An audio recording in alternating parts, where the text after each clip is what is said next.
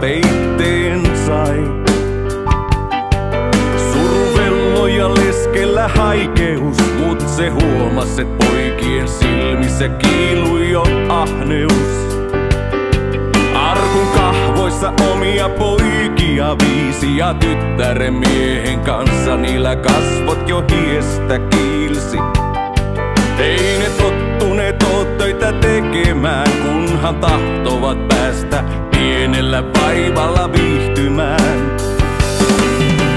Ukko oli kuitenkin kova luu, nyt nää lapsensa aivan saman tien kauhusta kangistuu.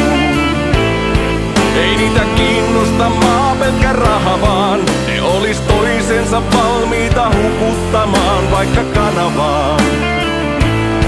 Myös tuo kanssani kasvanut pihapuu, sekin kyynelin kuihtuu kun perinteet lapsilta unohtuu.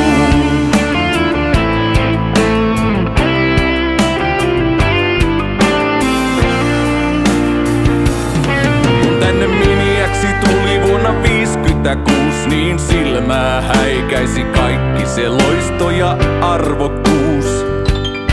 Nyt se tunnelma poissa on kokonaan, ei täällä oikein edes tunne enää olevansa kotonaan.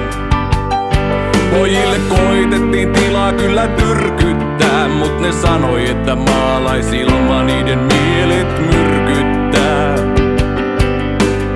Isäntäkin joutui siihen tyytymään, vaikka kyllä siltä hymy rupes viime vuosina hyytymään. Sillä ukko oli kuitenkin kova luu, nyt nää lapsensa aivan saman tien kauhusta kangistuu. Ei niitä kiinnosta maa pelkkä raha vaan, ne olis toisensa valmiita hukuttamaan vaikka kanavaan.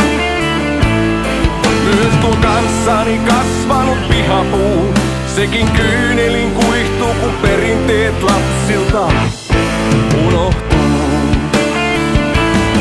Sillä ukko oli kuitenkin kova luu, nyt nää lapsensa aivan saman tien kauhusta kangistuu.